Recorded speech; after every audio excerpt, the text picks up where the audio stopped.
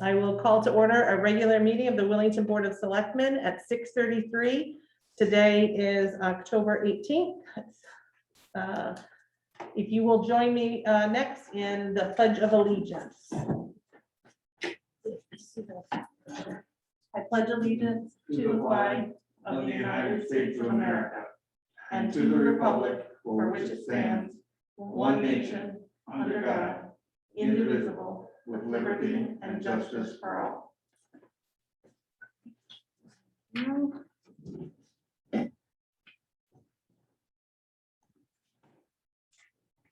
All right, the next item, and just make sure Liza can unmute her. I don't know if she's purposely, sometimes she's purposely muted.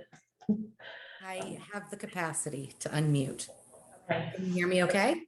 Yes, I know sometimes your furry friends keep you muted. All right, the next item is approval of minutes. You should have minutes from our October 4th meeting in your packet. Entertain a motion. I was not at the meetings. I will move to accept our minutes as presented. Is there a second?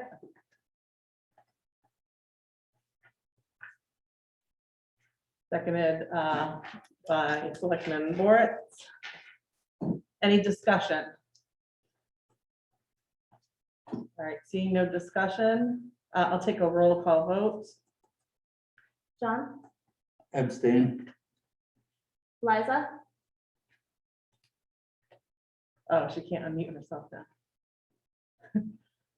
you want me to unmute? No. We may. There we go. Aye. Erica, Aye. Motion carries. The next item is present to speak. If there is anyone in the audience present to speak, ask you to state your name for the record and limit yourself to 2 minutes. You should be able, correct, they should be able to unmute themselves. Is there anyone present to speak? Keep in mind, there is another opportunity at the end of the meeting. Let me just double click those dots, maybe make sure they have the ability to unmute. Click. That excellent. Down. This one? Yes. Okay. I apologize. You should now have the ability to unmute yourself if there's anyone present to speak.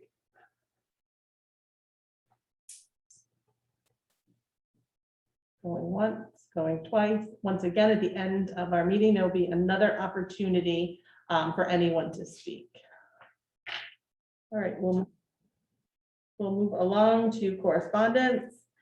We had no new correspondence since our last meeting. That brings us to first Selectmen's report. I have nothing new to report on the steep grant. We're still working with DPH to finalize some items.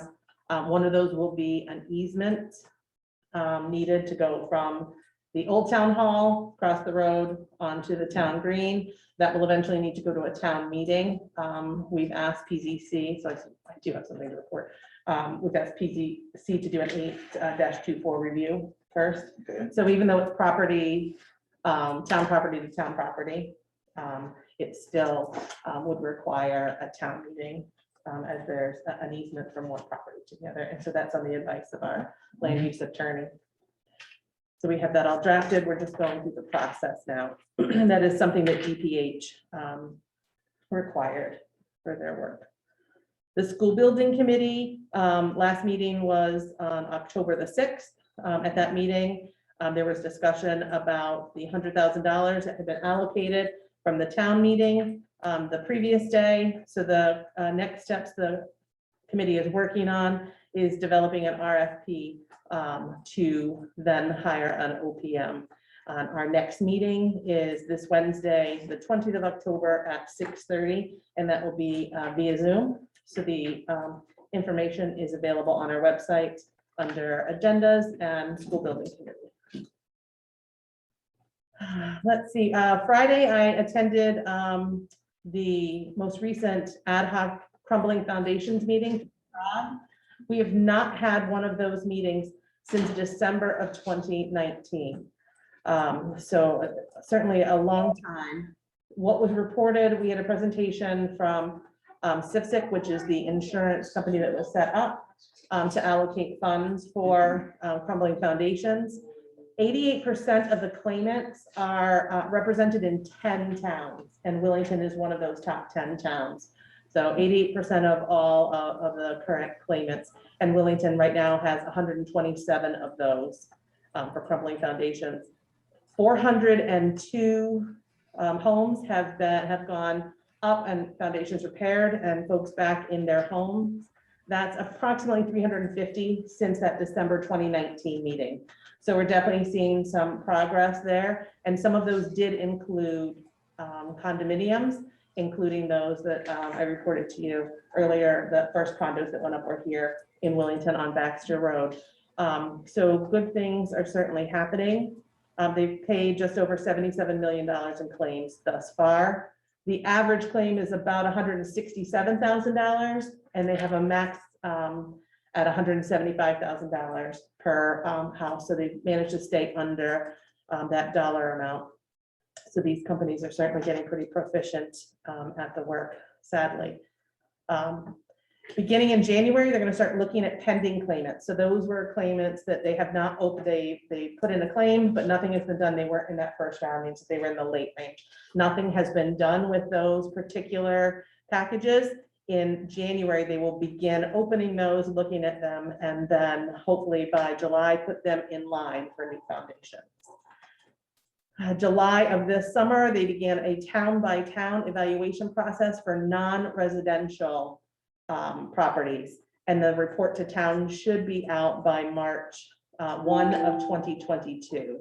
So I do know someone came through the town hall here, worked in the town clerk's office to identify some properties that would be affected, non-residential, that were in the time frame they're taking a look at, and they then will do their own independent review and get reports back to town. So we look forward to hearing from that. As far as COVID-19 vaccinations, we are now 57.9 fully vaccinated as of December 14th. So that's 36 more than I reported 2 weeks ago. So we are seeing regularly more folks getting both doses of the vaccine. COVID-19 cases, we've had 9 positive cases since our last meeting. So we're certainly starting to see the same numbers. I haven't heard of any more severe cases, and we've been fortunate in that COVID-19 has not taken any other lives here in Willington. So I still encourage folks to be cautious and consider getting the vaccine. As far as staffing, I want to welcome Christopher Roberts.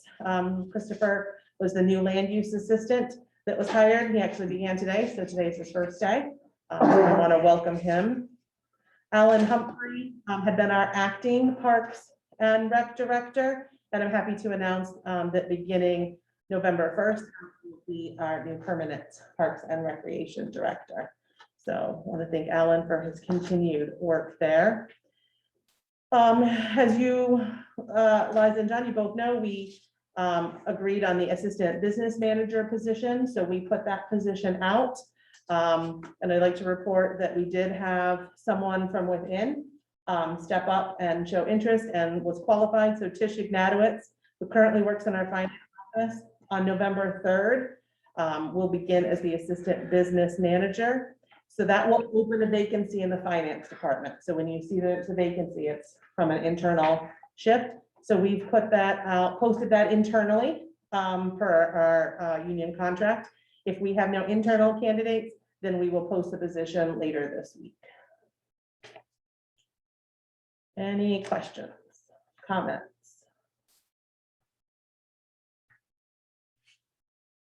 Okay, to both camera, none, seeing none, I will move forward to Public Works. Report. Troy, I believe, is with us. If you want to give your report. All right, can you hear me okay? Yes, we can. All right, so we're still doing some roadside mowing.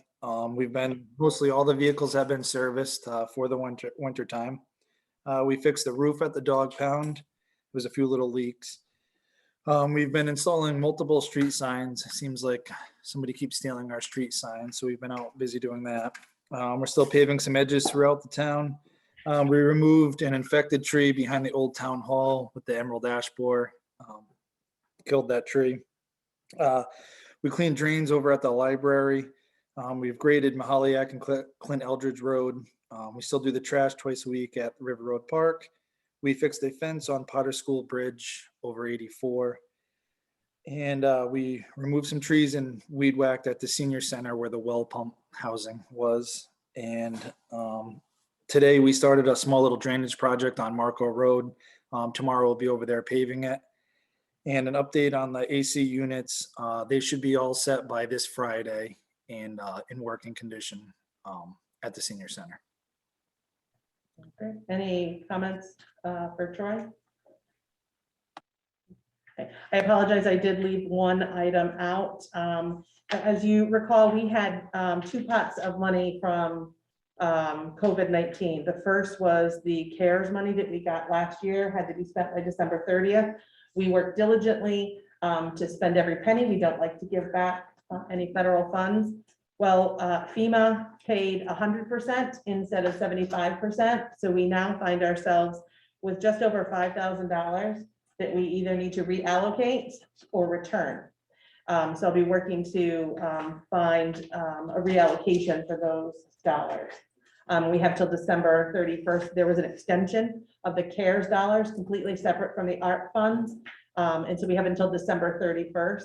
So I'm looking at initially, and this may not be what we spent, I'll bring it back to you, looking at replacing some computers that would, here in the town office building, that would allow staff to work remotely in the event we have another situation where we had to shut down and work remotely. We did not have that for anyone. The school really stepped up and had some devices that then our IT could reallocate to staff here, but they're pretty dated. They don't have cameras, so they wouldn't be able to Zoom from them. We did have a couple of staff members who were using their own personal laptops during that time. So if we can go ahead and make some new purchases with that $5,000. That's what we're looking at right now, but that just came up this morning, so nothing final on use. All right, that brings us to new business. Our first item was Selectman Blessington. I wanted to make some comments on the Board of Education controversy. Yes. This goes back to over a month ago, a member of the Board of Education made some comments on expressing an opinion that we are teaching too much about sex to children who are too young. And this created quite a firestorm, and that's something for the Board of Education to find out. However, I did object because at the last meeting I attended, which was September 20th, some citizens had sent letters to the Board of Selectmen blasting this individual. And those appeared under correspondence. And this is very unusual, but the letters were read out loud at the Board of Selectmen meeting. And there was no rebuttal allowed because it wasn't on the agenda. And then these letters also, which is very rare, were published with the minutes. So anybody who paid any attention to that meeting was given one side story about Ms. Testa.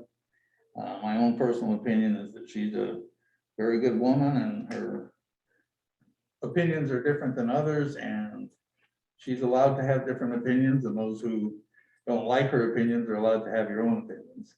But I don't think, I think too much was taken to try to suppress her opinion. So I just wanted to say that at least there is a bit of a rebuttal in the minutes for the Board of Selectmen. Liza, any comments? Not see. Not really. I feel like we've had this conversation virtually, and I've had the conversation with many of the residents I'm, I struggle with how to respond. I think like you started with, John, it was a Board of Education issue. It was handled, and I feel handled appropriately at the Board of Education for the time being. I think there's a little bit of a mischaracterization in the issue as you had identified it, but I see no point in having a debate or discussion about it. I think the townspeople, the residents clearly know what happened, and they clearly understand the issue. And I don't feel like there's any other information that really needs to be added here. There's nothing new from what we've already discussed and from what has occurred in conversations with residents and at the Board of Education meetings. So. The only comment I will make is it was a correspondence item, but John, you were given the opportunity to add the item to the agenda if you wanted to have discussion about it. There was no objection. You did not. I said at any point we could add an item to the agenda during a regular meeting. It's not something we always do, but it is an option. So it's not as though there were no opportunity. I simply read into the record correspondence that came in. And at any time, any of the three of us could ask for something to be read into the record. So. And I would like to just add that that has happened several, it's not extremely common, but both, you, John, Erica, I don't know that I've ever read a letter into the record, but it's happened multiple times. Certainly it isn't every meeting, but it's frequent enough that I can recall at least 2 occasions. And I will refer anyone back, again, the matter was handled by the Wellington Board of Education, and I will refer folks back to their September 24th, 2021 statement regarding this matter. Anything else? Not on this issue. Okay. All right, seeing none, we'll move on to item B, which is public safety. Selectman Blessington, this is something you asked to be added to the as well. Yes, according to the minutes of the town meeting on October 5th, First Selectwoman Lisinski called the meeting to order at 7:05 PM with 60+ residents in attendance at Hall Memorial School, and on, and doesn't mention that there were 2 state policemen there. And this I find extremely disturbing. This is a small town, it's a meeting, it's not even a particularly contentious meeting, and yet we had to have armed guards there. This is just wrong. And I want to know why we had them there. Sure, I can speak to that. My office, myself specifically requested from Troop C the presence of an officer. They sent us 2. We certainly there have been threats on social media and to individuals regarding mask mandates in school. And there was enough concern that we felt that it would just be in our best interest. There was no cost to the town. What we got from Troop C was the on-duty officer, and they said to us, barring an emergency, they would send a patrol officer. Again, 2 showed up. That was not what I was expecting. And that if they had an emergency, they would leave. They could be with us for 5 minutes or a half an hour. But absolutely, I thought there was enough concern over some threats that we just wanted to be sure that we were prepared. And John, I said this publicly that evening in front of folks, and I said it to the officers.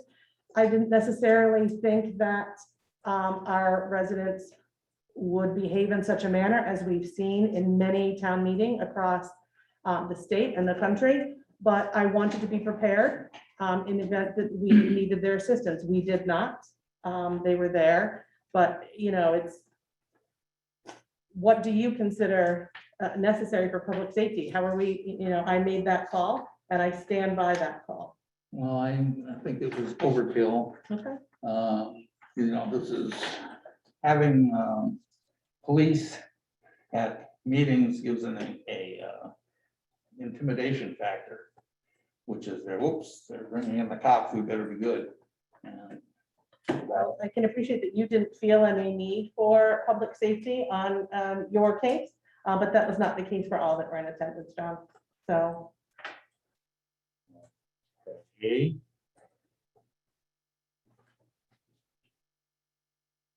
I don't want to make sure. Liza, anything on your end? Okay. Fascism. I'm sorry, say that again? That it smacks of fascism, Really? really. I'm not even sure where to go with that, John. I mean, literally, there have been people on social media who have been threatening to make life very uncomfortable for me.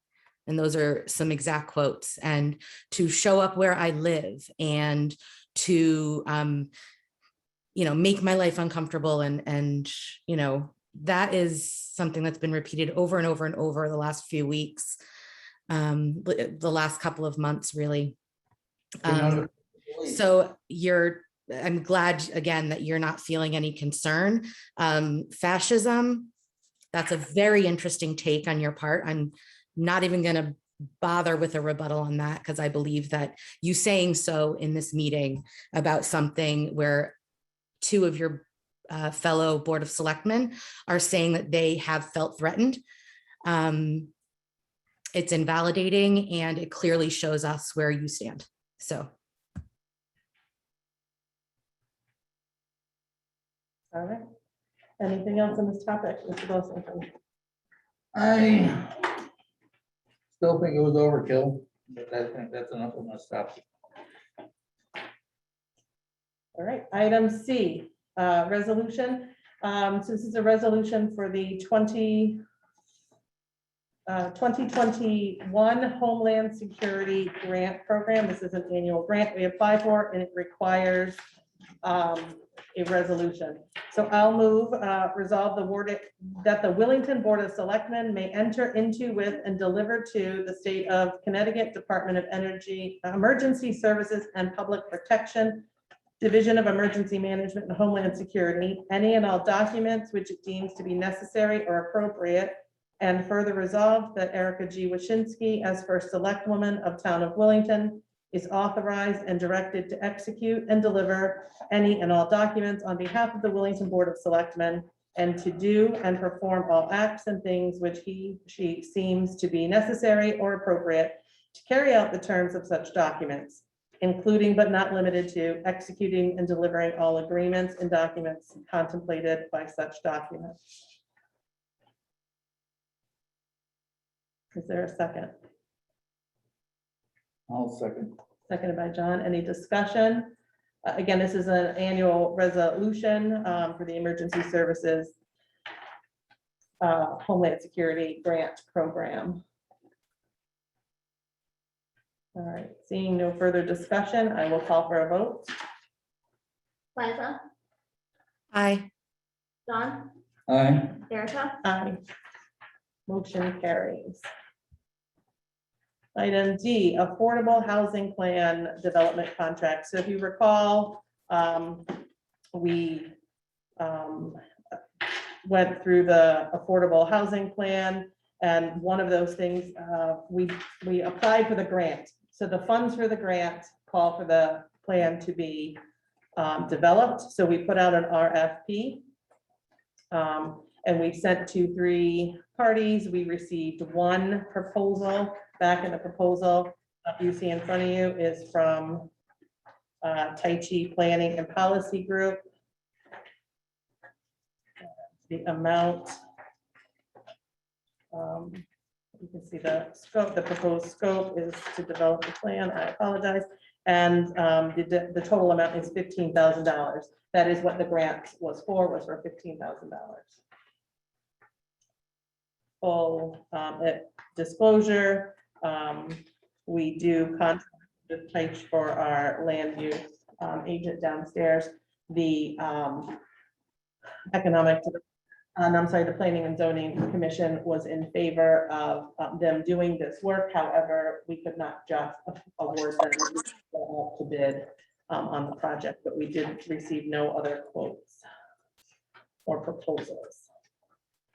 So I would make a motion to award the Affordable Housing Plan Development Project to Tai Chi Planning and Policy Group.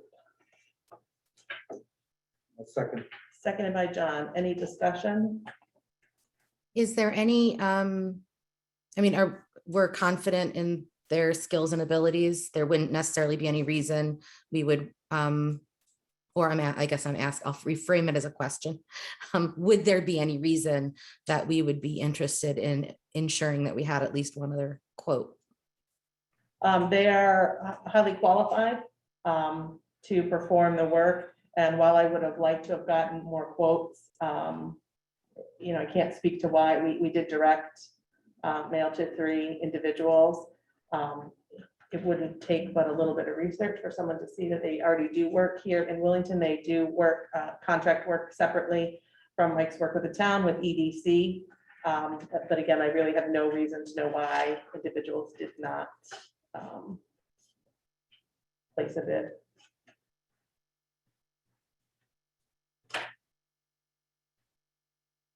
Seeing no further discussion, I will call for a vote. John, Aye. Liza, Aye. Erica, Aye. Motion carries. And now our ever popular tax refund. I would make a motion to refund ACAR Leasing LTD a certificate of correction in the amount of $776.14. Second. Seconded by John. Is there any discussion? Seeing none, all those in favor? Aye. Aye. Motion carries unanimous. I didn't call for roll call because typically we have the same idea. I would move to refund Derek Dumont a certificate of correction in the amount of $84.15. Second. Seconded by Liza. Any discussion? Seeing none, all those in favor? Aye. Aye. Motion carries unanimously. I move to refund Joseph Blanche certificate of correction in the amount of $39.70. Second. Seconded by John. Any discussion? All those in favor? Aye. Aye. Motion carries. I move to refund Gail B. LeBlanc a certificate of correction in the amount of $78.55.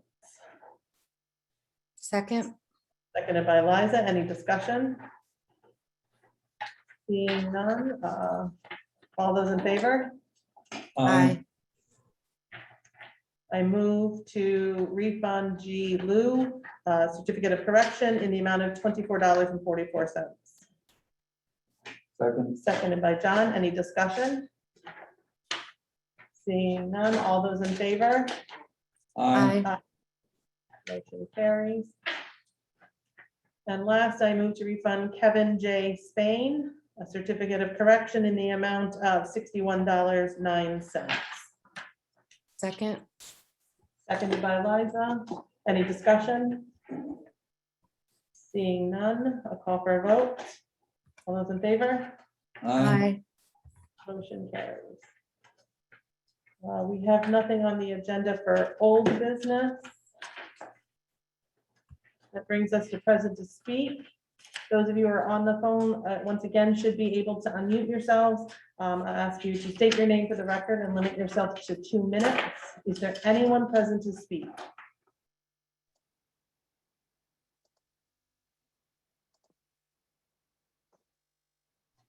Yes, Mr. Bulick. Hi, Jim Bulick, Laurel Drive. I attended a town meeting the other day at the Hall School, and I did go up to the police officers, and I did discuss with them. I said it's unusual. I haven't recalled seeing any police officers at our town meetings in recent memory. And I asked them why were they here, and they told me that they were hired to specifically enforce the mask mandate. So I'm kind of stunned here. What's the truth and what's the facts? I mean, were they hired to indeed enforce the mask mandate, or what's going on here? We seem to be playing a little fast and loose here with the facts. So I hope it's not that. I hope it's just a misunderstanding. But I'm very concerned about having police officers at our town meeting if all they were there to do was enforce the mask mandate. Thank you. Thank you. Ms. Cunningham? Thank you. Michelle Doucette Cunningham, 41 Liska Road. I also serve on the Board of Education, and I wanted to note for the record that it is board policy that when we have large groups of people, such as at the musical or graduation, we often invite public safety officers to come and be at the site with us. It's just a good practice for things that happen when there's a lot of people in one place. If you may remember, there was a car fire a number of years ago accidentally when someone parked on some leaves. That's just a simple accident of what might happen. But given the threats that have been happening on social media, not only in Wellington, but especially around the country, and the level of anger that I have witnessed firsthand from people who feel very strongly against this mask mandate, I am incredibly disappointed in Selectman Blessington's lack of awareness of these threats, lack of compassion for his colleagues who've been threatened. You know, my experience has always been that if a person expresses something to you, the first response should be, I'm sorry to hear that, or I'm sorry you had to experience that. I would like to know more about why you feel threatened. And instead, the thing is that it's overkill. It's not any different than other large meetings we've had in that building, except that the anger in town from some people, a very small vocal majority, no, I'm sorry, minority, a small number of people could have been disruptive. So I don't think it's overkill in any way, shape, or form. I think that it was very reasonable. And I'm sure there were people who did not attend that town meeting for exactly the fear of it getting out of hand. They might have felt more comfortable had they known that there were going to be police officers there, but because they weren't hired, they were just on duty, there was no guarantee they were going to be there. So I'm just saying that it's not a bad thing to have public safety officers there. And I'm really disappointed in the way that this was expressed. I'm also very disappointed in the way that Selectman Blessington characterized the controversy at the Board of Education. I think that anybody who hasn't already should go to the Wellington YouTube page and watch the Board of Education September 14th meeting for yourself. You can make your own decisions. And then you can watch the September 24th follow-up with the statement that was made and voted upon and supported by 6 of the 7 members. So I think it's essential that you make your own decisions based on what people had to say tonight, but that I think it's very clear where people's hearts and minds are about this issue based on the statements made here today. Thank you. Thank you. Is there anyone else present to speak? Again, you should have the ability to unmute yourself. It is not required that you be on camera if you choose to speak.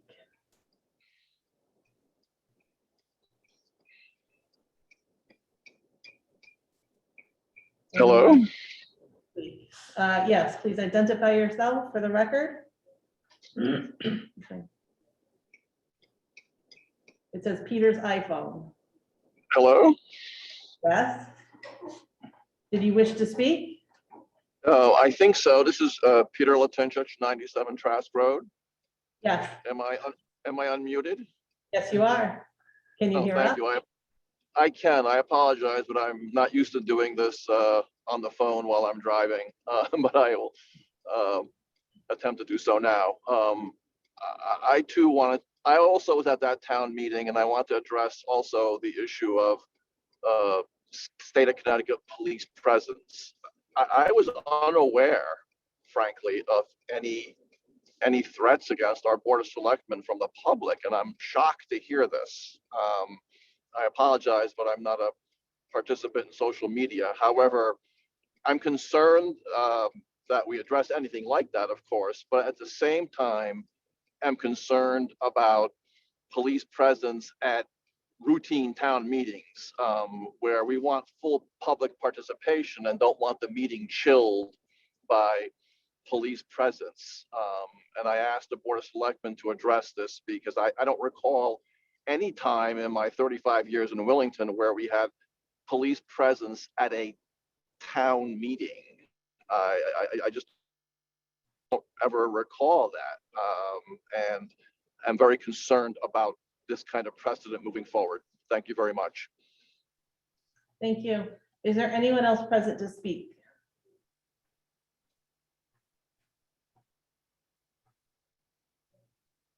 All right, seeing none, I will move on to good and welfare. I will once again mention our mobile food share is here every other Wednesday here at the town office building from 11 to 11:30. So next Wednesday, I apologize. I'm just going to look at the date on my calendar.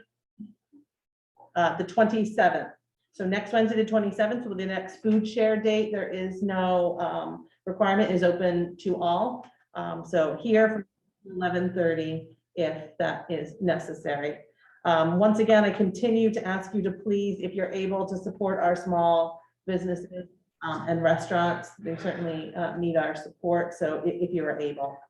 I'll mention that municipal elections will be held on November 2nd from 6 a.m. to 8 p.m. They are here at the town office building. Last year, elections were held at Hall School due to COVID, due to the nature of the election and expecting larger crowds.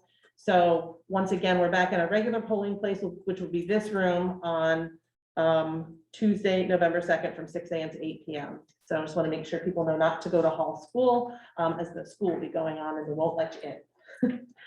And then the VFW will be hosting a Veterans Day event on Saturday, November 13th, so the Saturday after Veterans Day at 11:15 a.m. And that will be at the Veterans Memorial that is outside across from the Senior Center. So we hope that many residents can join in honoring our veterans. Again, that's November 13th at 11:15. One last item I have, and then I'll open up to Liza or John. Our next meeting is Monday, November 1st, which is the evening before the election. We will not be able to use this room because it will be set up for elections. So we're going to try to set up downstairs. Would either of you be opposed to a fully remote meeting if it came to that on November 1st? No, that's fine with me.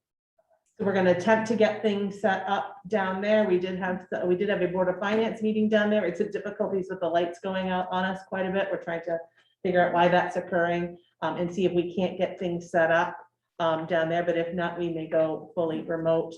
So Kelsey will get back to both of you. I would be opposed to the fully remote meeting. I just prefer to have I do too. I think there's some benefit to in person. But so we'll try to get things set up and try to work it out. But I want to make sure it was an option that you both might be open to in the event. I'd love to say we have large crowds of folks here. We do not, but you're always welcome in person here in the building. Anything for good and welfare, John or Liza? I don't have the date written down, but trunk or treat. Oh, yes. The Willing to PTA trunk or treat is next Friday, the 29th. And I did see, she may be gone now, the organizer of that event.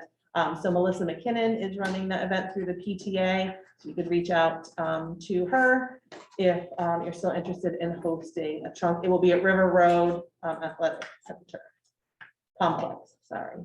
And I will say, John, it is nice to see you back healthy at the table with us. So Nice to be back. Liza, anything for good and welfare? All right, seeing none, I will make a motion to adjourn at 7:12 p.m. Seconded by John. All those in favor? Aye. Aye.